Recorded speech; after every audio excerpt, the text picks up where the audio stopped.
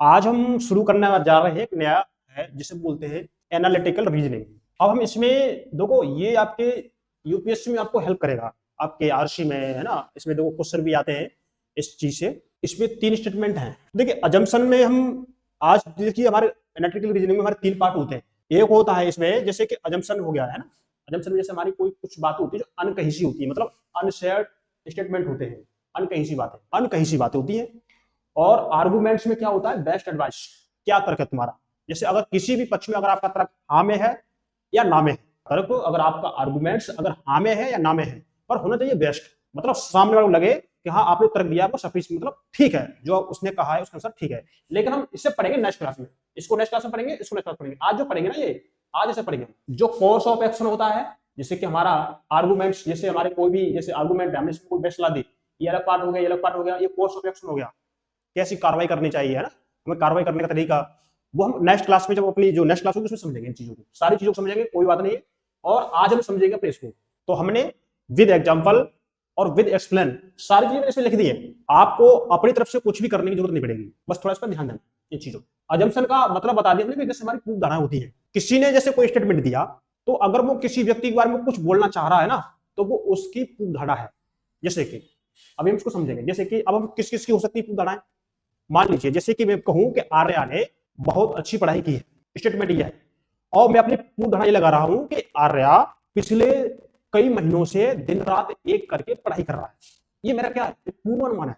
या मैं ये बोल दूं कि आर्या की इस बार यूपीएससी 2026 की जो रिजल्ट हुआ फाइनल, उसमें उनकी 10 रैंक आई है, मैं ये बोल दूं तो मेरा अनुमान ये स्टेटमेंट है, और मैं अनुमान क्या लगाऊंगा कि आर्या ने पिछले 2 से 3 सालों से मेहनत की होगी, मैं बोलूंगा ना ये तो। या मैं ये बोलूं कि ईर्षा की इस बार मान लो वो आईपीएस बन गई, ईर्षा, या रुकैया आईएएस बन गई, मान लीजिए, तो ये तो कथन हो गया, मेरा स्टेटमेंट हो गया। लेकिन मेरा जो अनुमान है, मैं ये तो नहीं कहूँ कि भाई सीधे पेपर देगी और पास हो गए, नहीं, ऐसा नहीं हो सकता। उसने 2-3 साल पढ़ाई की होगी, मेहनत की होगी, तो ये हमारा क्या है, पूर्व अनुमान है। इन्हीं चीजों को रखते हुए हम आगे बढ़ेंगे। देखिए assumption is made based on the statement. जो भी अजम्पशन होता है वो क्या होता है, स्टेटमेंट पर डिपेंड होता है, आधारित होता है। आपने देखा होगा, आप आरसी जब आप कॉम्प्रिहेंशन आपने क्वेश्चन देखे होंगे, आपने उसमें देखा होगा, देख बोल देते हैं कि लेखक की क्या पूर्वानुमान है, क्या अजम्पशन है। तो लेखक ने जो बात लिखी है ना, उसके पीछे उसकी क्या पूर्व धारणा रही है, वो आपके आरसी में हेल्प करता है। और मैंने तभी तो कहा था आपके लिए कि यहाँ से अगर आप सही से कर लेते हैं तो ये आपके आरसी में हेल्प करेगा। इसके कुछ की टर्म भी हैं, हम उनको भी देखेंगे, लेकिन मैं पहले आपको की टर्म तो नहीं दिखाऊंगा, इस पीडीएफ में है, आपको मिलेगा, सब कुछ मिलेगा, लिखवा रखे मैंने ऑलरेडी, ठीक है ना। तो वही बात है। अब देखो जैसे कि स्टेटमेंट किसी ने दिया, मान लीजिए अब जैसे स्टेटमेंट दे रखा है, वो स्टेटमेंट आपके एनजीओ के बारे में हो सकता है, गवर्नमेंट के बारे में हो सकता है, किसी ऑर्गेनाइजेशन के बारे में हो सकता है। किसी स्टेटमेंट जो दे रखे हैं, आप ये इंडिविजुअल लिखना चाहिए आप इनको, है ना, इंडिविजुअल यानी किसी पर्सनल व्यक्ति ने बोला है, किसी व्यक्ति ने कहा है, ठीक है ना, तो इससे आप सही कर लेंगे, ठीक है ना। अब देखो स्टेटमेंट में बोल दिया अजम्पशन, तो वो यानी जिसने स्टेटमेंट दिया है, अगर एनजीओ का है, गवर्नमेंट का है, ऑर्गेनाइजेशन का, किसी व्यक्ति का या कोई अन्य चीज का है, तो वो हमें उस पर जो भी उसने कहा उसमें बात को सोचना पड़ेगा, भाई इसने कहा क्यों है, कहा है, ठीक है, इसकी क्या पूर्व धारणाएं हैं। जैसे मान लीजिए मैं आपसे कहूं कि आज सी सेट आपका कंप्लीट हो गया, अभी हुआ नहीं, मैं बोल रहा हूं, तो इसमें आपका पूर्वानुमान हो सकता है, आपका अजम्पशन हो सकता है कि सी सेट पिछले कई महीनों से चल रहा होगा, स्टूडेंट अच्छे से पढ़ रहे होंगे, स्टेटमेंट 1 दे देगा, 2 दे देगा, 3 दे देगा। अब जो तर्क सही बैठ रहा है आप उस पर टिक कर देंगे, जो नहीं बैठा उसे कट कर देंगे, और वही आपको ऑप्शन बोल देता है। Option A 1 right, option B 2 right, option C both right, option D none of this. Option A बोल देगा एक सही है पर दूसरा गलत, ऑप्शन बी दूसरा सही पहला गलत, ऑप्शन सी दोनों सही, ऑप्शन डी इनमें से कोई नहीं, ऐसे बोल देगा वो।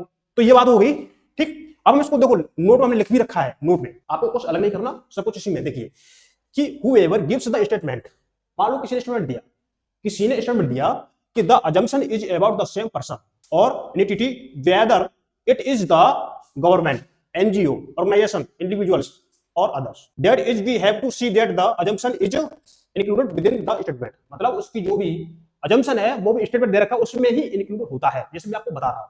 अब ये बात आपको समझ में आ गई होगी, ठीक है ना, बात क्लियर होगी होगी। अब हम इसमें हमने एक स्टेटमेंट एग्जांपल ले रखा है, एग्जांपल कही है, लेकिन पहला एग्जांपल हमने जो भारत के महान व्यक्ति रहे हैं, जो हर आपके 500 के नोट पे, 100 के नोट पे, 200 के नोट पे, 50 के नोट पे आपको इनकी तस्वीर मिलती होगी, है ना, तो हमने इनसे एक शुरुआत कर ली। जैसे कि कहा है कि Mahatma Gandhi is a great person, किसी ने कहा कि महात्मा गांधी एक महान व्यक्ति है, क्या पूर्व धारणा है इसकी, अजम्पशन क्या है कि Mahatma Gandhi did many noble deeds, मतलब उन्होंने महान कार्य किए होंगे, तभी तो। अब बताओ मैं कहूं वही बात मैं बोलूं कि जया इस बार आईआरएस बन गई, जया इस बार आईआरएस बन गई, तो मेरा अजम्पशन ये होगा कि जया ने इस बार बड़ी कड़ी मेहनत की होगी, हार्ड वर्क किया होगा, अच्छे से पढ़ाई की होगी। ये मेरा क्या है, अजम्पशन है। एक्सप्लेन लिख दिया मैंने, देखो the above assumption is included, assumption इसमें समाहित है with in the statement because when a person is called great, अगर किसी व्यक्ति ने ग्रेट कहा है तो इट इज अंडरस्टूड, उसने समझा होगा that the person must have done noble and commendable work, मतलब उसने महान कार्य किए होंगे, अच्छे कार्य किए होंगे, इसलिए उसको ग्रेट कहा है। Therefore, saying that Mahatma Gandhi did noble deeds that is already contained within the statement logically fits within the given statement. In other words, we have to check whether the assumption logically fits within the given statement. मतलब आपने देखा होगा कि ये जो भी हमने assumption दे रखा है वो इस स्टेटमेंट में फिट हो रहा है लॉजिक रूप से। इसमें एग्जांपल नंबर 2 हमने लिख रखा है, देखिए कि now you can buy a new car, now you can buy a new car for just कितने 4,999 रुपए में। ये क्या है, एक विज्ञापन है, एडवर्टाइजमेंट है। अब आपके इसमें क्या अजम्पशन हो सकता है, देखिए इन्होंने 2 अजम्पशन दे रखे हैं कि people do not want to buy used car. अब मुझे ये बताओ कि ये जो स्टेटमेंट दे रखा है क्या ये इसमें इंक्लूडेड है या नहीं। दूसरा है most people are capable for buying a new car, बताइए मुझे इसमें कौन सा स्टेटमेंट सही हो सकता है, ये गलत है ये सही है। Most people are capable for buying new car, अब बताओ 4,999 कार मिल रही है तो अधिक से अधिक है ना कैसे होंगे, केपेबल होंगे। मान लीजिए अगर मैं इसकी 10 लाख प्राइस रखता तो व्यक्ति तो नहीं खरीद सकता ना, मतलब फिर भी मोस्ट वाला मतलब फ्लेक्सिबल है। देखो ये कीवर्ड्स हैं इसके, जैसे फ्लेक्सिबल है, जनरली अजम्पशन इज इम्प्लीकेट, मतलब इसमें अजम्पशन आपका ठीक होगा, सही होगा। जैसे कि सम की बात की जा रही हो, मेनी की बात की जा रही हो, मोस्ट की बात की जा रही हो, या फ्यू की बात की जा रही हो, तो आपका स्टेटमेंट सही होगा, सही होगा। ये कीवर्ड है इसमें। नॉन फ्लेक्सिबल में क्या होता है, जनरली इज नॉट इम्प्लीकेट, जैसे कि आपसे ध्यान रखना है किसके, अगर आपके स्टेटमेंट में आल का यूज किया गया हो, नन या नेवर, ये भी गलत हो जाएगा आपका। वैसे है तो सही, मतलब स्टेटमेंट गलत हो जाएगा। ओनली एक ही व्यक्ति की बात हो रही है, किसी अन्य की, मतलब किसी ओनली उसी की बात हो रही हो तो ये भी है ना गलत होगा। इच प्रत्येक या एवरी, ये भी गलत होगा, है ना। बी बराबर बेस्ट हो गया, किसी की बेस्ट की बात कर रहे हो तो ये भी नहीं होगा। स्ट्रॉन्ग है ना, स्ट्रॉन्गेस्ट की बात हो रही है, डेफिनेटली बात हो रही है, तो ये अगर आपके स्टेटमेंट में आते हैं तो वो गलत स्टेटमेंट होते हैं। ये कीवर्ड है जो मैं लास्ट में रख रखे आप लोगों के लिए, तो ठीक है ना। इस हिसाब से हमारा people do not want to buy a used car ये गलत है, और हमारा ये सही है कि most people are capable of buy a new car, अधिक से अधिक आप देखेंगे है ना क्या होंगे, कैपेबल होंगे एक नई कार खरीदने में। अब देखो रूल क्या है, पर्सपेक्टिव, जैसे पॉइंट ऑफ व्यू देखेंगे, जैसे रिलेवेंट होता है। अगर आपका तर्क मतलब अजम्पशन अगर ये प्रासंगिक है यानी कि रिलेवेंट है तो वो इम्प्लीकेट होगा, वो सही होगा। अगर आपका इरेलेवेंट है मतलब तो वो नॉन इम्प्लीकेट होगा। ये आपके रूल लिख रखे हैं इनको। जैसे कि स्टेटमेंट ये है कि the state government applies the concession being provided to student for air travel, ये बोला है। क्या स्टेट गवर्नमेंट ने जो स्टूडेंट को एयर की यात्रा मतलब हवा की यात्रा मतलब हवाई जहाज से यात्रा करते थे उस जो छूट मिलती थी उसको समाप्त कर दिया है, ये उसने दे रखा है स्टेटमेंट में।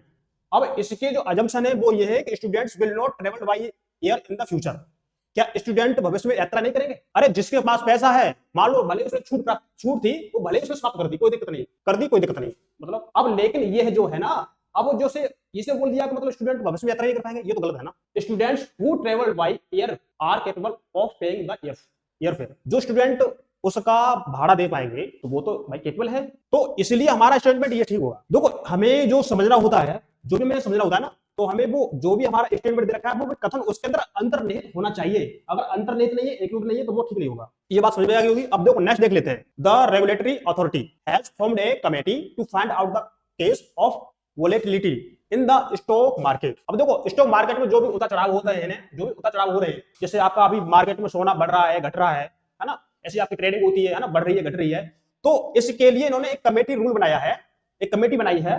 तो अब इससे होगा क्या, अब देखिए इसमें हमने इसको पढ़ लिया, अब इस जो हमारे समझ में आ रहा है भाई उसने कमेटी बनाई है संस्था ने, अब इसमें देखो कौन सा ठीक होगा। दिस देखिए दिस स्टेप में restore confidence in the stock market participate, ये सही हो रहा है ना। देखिए अगर हम कमेटी बना लेंगे, सुनिए मेरे सुन लीजिए, अगर हम कमेटी बना लेंगे तो कमेटी पे काम करेगी, तो कमेटी काम करेगी, उतार चढ़ाव हो रहा है ना उस बैलेंस रखेगी, जब बैलेंस रखेगी तो उसमें इन्वेस्ट करने वाले ना उनका तो विश्वास लौटेगा ना वापस, वो तो इन्वेस्ट करेंगे अपना पैसा। तो इस हिसाब से हमारा ये ठीक है। The constitute committee has the ability to find out the case of volatility in the stock market, ये भी सही है, ये भी सही है। जब उसमें उतार चढ़ाव हो रहा है उसमें, तो उसको उतार चढ़ाव को सॉल्व करने के लिए कमेटी बैठेगी तो उसमें काम करेगी, तो वो भी तो मैनेजमेंट में होगा नहीं होगा। The government has decided change the structure of school fees, the link the fees being charged from children this school to the income of their parents और गार्जियंस। तो सरकार ने वही कर दिया है कि जो विद्यालय के जो फीस के नियम थे उसमें चेंज कर दिया है। और क्या किया उसने, जो उनके माता पिता की जो इनकम है ना, वो उनको अब स्कूल में बताना जरूरी है भाई, ठीक है ना, वो बात उन्होंने बोली है। मतलब उनकी फीस है ना, उनकी फीस को अब डिसाइड किया है कि जो उनकी माता पिता की इनकम है उसके अनुसार ही फीस दी जाएगी, ये बोला उन्होंने। तो parent and guardians should provide there correct information one income to the school. After the change made in the fee structure, parents and guardians will agree to pay the, ये दोनों सही नहीं लग रहा आपको? ये जैसे मैंने पहले मैं क्या करता था, इन चीजों को लिखता था अपने पेपर पर, ये मैंने पेपर पर लिखी और पेपर लिख के फिर मैंने जो भी आपके संस्थान में कंटेंट आइटम उनको मैंने प्रोवाइड कर दिया। अब उसमें थोड़ी बहुत मिस्टेक होती है, उसको मैनेज कर लिया करो, ठीक है ना। अब देखो हर कोई को थोड़ी मिस्टेक आती है ना, वो हो जाती है, क्योंकि मैं सुबह ही उनको काम देता हूँ, तो मुझे आज 2 बजे पहले आप इसे दे दीजिए पीडीएफ। तो हमारे दोनों सही है।